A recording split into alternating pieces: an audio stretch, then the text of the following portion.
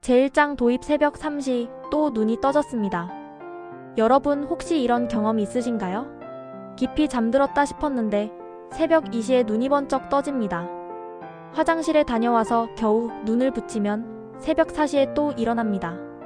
그리고 새벽 5시 반 결국 포기하듯 이불을 걷어차고 일어나 앉습니다. 하루가 시작되기도 전에 이미 온몸이 천근만근입니다. 저도 그랬습니다. 올해 63, 은퇴하고 나서 건강 하나만큼은 자신 있다고 생각했습니다. 매일 아침 공원을 걷고 담배도 끊은 지 10년이 넘었으니까요. 그런데 어느 순간부터 밤마다 화장실을 3번, 4번씩 들락거리기 시작했습니다. 처음에는 나이가 드니 그런가 보다 하고 대수롭지 않게 넘겼습니다. 하지만 이 야간뇨라는 것이 단순히 잠을 방해하는 수준이 아니었습니다. 낮 동안 멍하고 기억력이 흐려지고 무릎에 힘이 빠지고 심지어 아내와 대화하는 것조차 짜증이 났습니다. 수면을 빼앗긴 몸은 서서히 무너지고 있었습니다. 그리고 나중에 알게 되었습니다. 이 모든 것의 진짜 원인이 바로 콩팥, 우리 신장에 있었다는 것을요. 제2장 배경 콩팥은 말없이 일하는 장기입니다. 여러분, 콩팥이 하루에 얼마나 많은 일을 하는지 아십니까? 우리 몸속 혈액 전체가 콩팥을 하루에 약 40번 이상 통과합니다. 리터로 환산하면 무려 180리터의 혈액을 매일 걸러내고 있는 겁니다. 노폐물을 분리하고 수분 균형을 맞추고 혈압을 조절하고 뼈를 튼튼하게 하는 비타민 D까지 활성화시킵니다. 콩팥은 말 그대로 우리 몸의 정수기이자 화학 공장이자 밸런스 조절기입니다. 문제는 이 콩팥이 침묵의 장기라는 것입니다. 간이 침묵의 장기라는 말은 많이 들어보셨을 겁니다. 하지만 콩팥도 마찬가지입니다. 콩팥 기능이 50% 이하로 떨어져도 특별한 통증이 없습니다. 소변이 조금 자주 마렵다. 밤에 좀 자주 일어난다. 이 정도 증상만 느낄 뿐입니다. 그래서 대부분의 사람들이 나이 탓이겠지라며 무심코 넘기는 겁니다. 실제로 대한신장학회 통계에 따르면 우리나라 만 60세 이상 성인 중 약 18%가 만성 콩팥병 3기 이상에 해당한다고 합니다. 5명 중 1명 가까이가 콩팥이 절반 이상 손상된 채 살아가고 있다는 뜻입니다. 더 무서운 것은 그중 상당수가 자신이 콩팥병이 있다는 사실조차 모른다는 것입니다. 야간뇨는 바로 이 콩팥이 보내는 첫 번째 경고 신호입니다. 제3장 정계밤에 자주 일어나는 게 왜 콩팥 문제인가요? 자, 그러면 본격적으로 이야기해보겠습니다. 밤에 소변이 자주 마려운 것과 콩팥 사이에 도대체 무슨 관계가 있는 걸까요?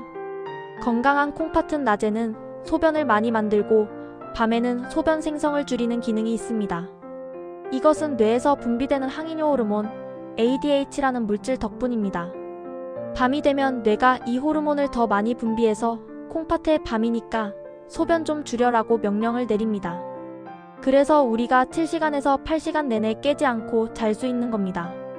그런데 콩팥 기능이 떨어지면 이 시스템에 균열이 생깁니다.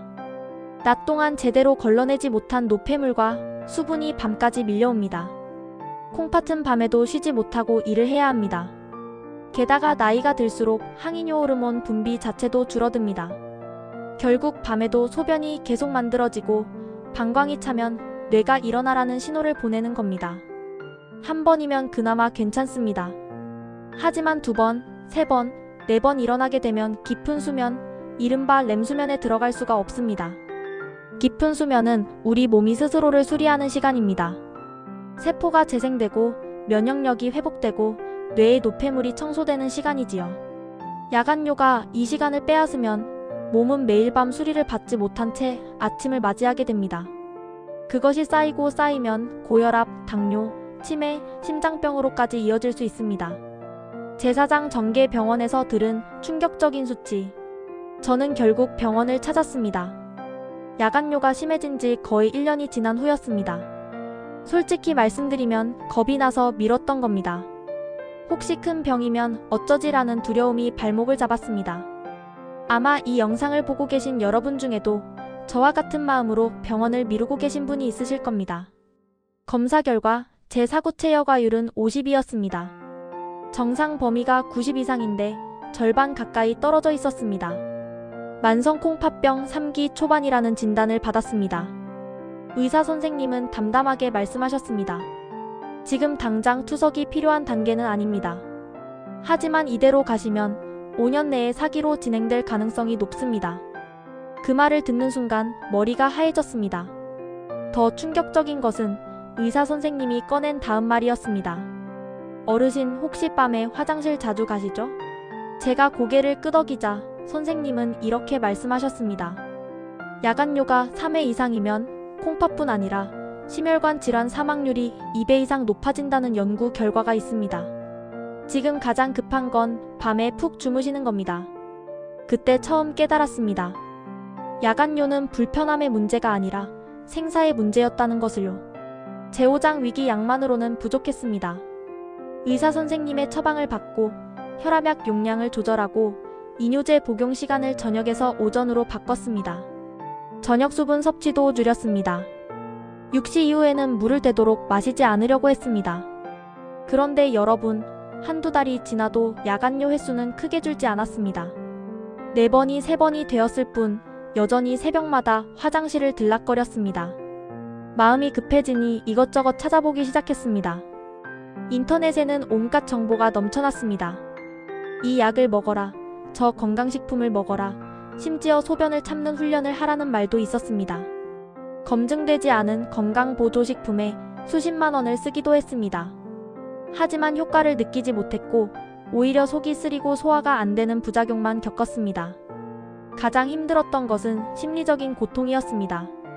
밤마다 깨는 것이 반복되니 잠자리에 드는 것 자체가 두려워졌습니다. 오늘 밤에는 몇 번이나 깨게 될까? 이런 생각이 머릿속을 맴돌면 잠이 더 안 옵니다. 수면제를 처방받아 먹어보기도 했지만 아침에 일어나면 머리가 무겁고 멍했습니다. 아내는 그런 저를 보며 당신 요즘 눈에 생기가 없어 라고 걱정했습니다. 저는 점점 삶의 의욕을 잃어가고 있었습니다. 제육장 반전 한 스푼의 기적, 볶은 검은 콩가루를 만나다. 전환점은 뜻밖의 곳에서 찾아왔습니다. 오랜 친구 만식이를 만난 날이었습니다. 만식이도 저처럼 야간뇨로 고생했던 사람입니다. 그런데 그날 만식이의 얼굴이 6개월 전과 완전히 달라져 있었습니다. 핏기가 돌고 목소리에 힘이 있고 무엇보다 요즘 밤에 한 번도 안 깨는 날이 많아 라고 말하는 겁니다. 제가 뭘 먹었냐고 물었더니 만식이는 웃으며 가방에서 작은 통 하나를 꺼냈습니다. 볶은 검은 콩가루였습니다. 매일 아침 따뜻한 물이나 우유에 한 스푼을 타서 마신다고 했습니다.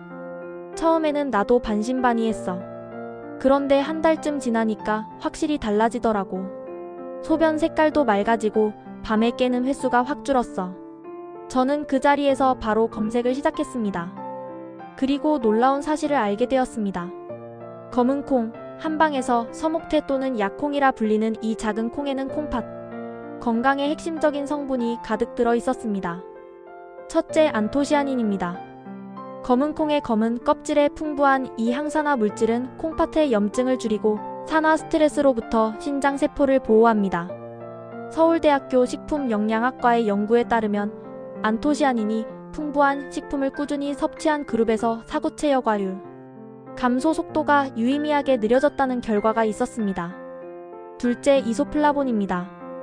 콩의 풍부한 이 성분은 혈관을 이완시키고 혈류를 개선합니다. 콩팥은 혈관 덩어리입니다. 콩팥으로 가는 혈류가 원활해지면 여과 기능이 회복될 수 있는 여지가 생깁니다. 셋째, 양질의 식물성 단백질입니다. 콩팥이 나쁜 사람에게 단백질을 과도하게 섭취하면 안 된다는 것은 잘 알려진 사실입니다. 하지만 단백질을 아예 안 먹으면 근감소증이 와서 더 위험해집니다. 검은 콩의 식물성 단백질은 동물성 단백질에 비해 콩팥에 부담이 적으면서도 필수 아미노산을 공급합니다. 넷째, 칼륨 조절 효과입니다. 생 검은 콩은 칼륨이 높아 콩팥 환자에게 부담이 될 수 있습니다.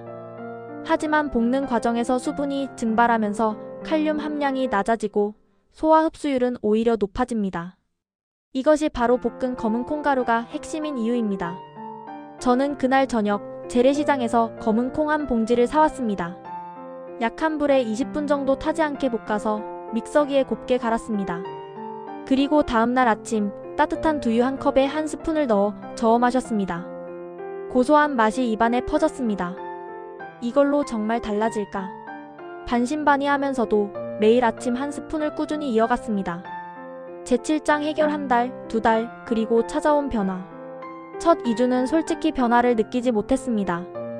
역시 안 되는 건가 싶은 마음이 들었습니다. 하지만 만식이의 말을 믿고 포기하지 않았습니다.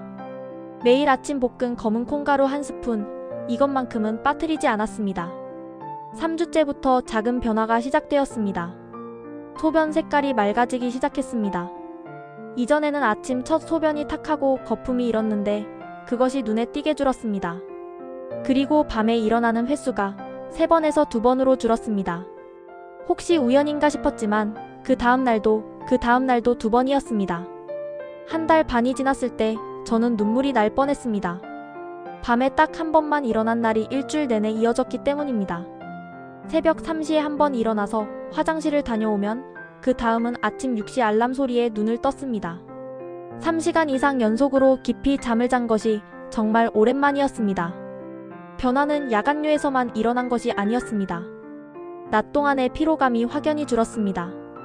오후 3시만 되면 소파에 축 늘어져 있던 제가 아내와 함께 오후 산책을 나갈 수 있게 되었습니다. 기억력도 좋아졌습니다. 손자 이름을 헷갈리던 적이 있었는데 이제는 손자가 좋아하는 캐릭터 이름까지 기억합니다. 그리고 2달 후 다시 병원을 찾았습니다. 혈액 검사와 소변 검사를 받았습니다. 사구체 여과율이 52에서 58로 올라가 있었습니다. 의사 선생님도 고개를 끄덕이며 말씀하셨습니다. 어르신, 생활습관 관리를 잘하고 계신 것 같습니다. 2주 세면 충분히 현재 단계에서 유지하거나 더 좋아질 수도 있습니다. 물론 볶은 검은 콩가루만으로 이 모든 변화가 일어났다고 단정짓기는 어렵습니다. 저는 검은 콩가루와 함께 몇 가지 생활 습관도 바꿨습니다. 이 부분도 꼭 말씀드리고 싶습니다. 하나, 저녁 6시 이후 수분 섭취를 절반으로 줄였습니다. 목이 마르면 얼음 조각 하나를 입에 물고 있었습니다. 이것만으로도 밤 소변량이 줄어듭니다. 둘, 저녁 식사에서 나트륨을 확 줄였습니다. 짠 음식을 먹으면 밤에 갈증이 나서 물을 마시게 되고 콩팥도 더 일해야 합니다. 국물 대신 나물 반찬 위주로 바꿨습니다. 셋, 잠자리에 들기 전 족욕을 10분간 했습니다. 따뜻한 물에 발을 담그면 하체의 부종이 줄어들면서 소변이 잠들기 전에 미리 만들어집니다. 자기 전에 한번 화장실을 다녀오면 밤중에 깨는 횟수가 확실히 줄어듭니다. 넷, 매일 아침 30분 걷기를 빠뜨리지 않았습니다. 걷기 운동은 혈액순환을 개선해서 콩팥으로 가는 혈류를 원활하게 합니다.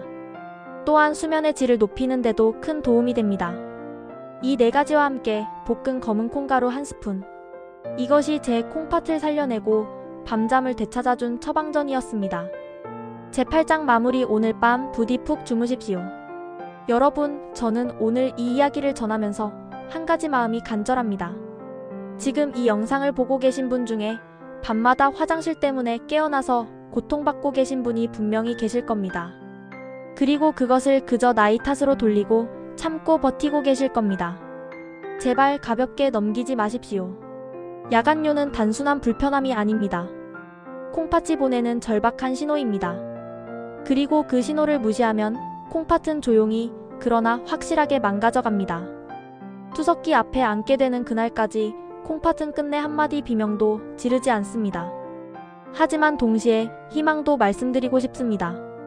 콩팥은 한번 망가지면 회복이 안 된다고 많이들 말합니다.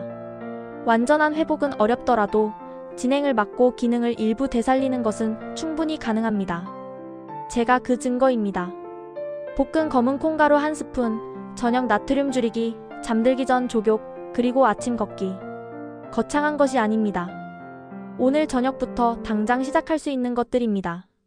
내일 아침 따뜻한 물 한 컵에 볶은 검은 콩가루 한 스푼을 타서 드셔보십시오. 고소한 그 한 모금이 여러분의 콩팥에 작은 숨결을 불어넣어 줄 것입니다. 그리고 오늘 밤 부디 한 번이라도 덜 깨시길 바랍니다.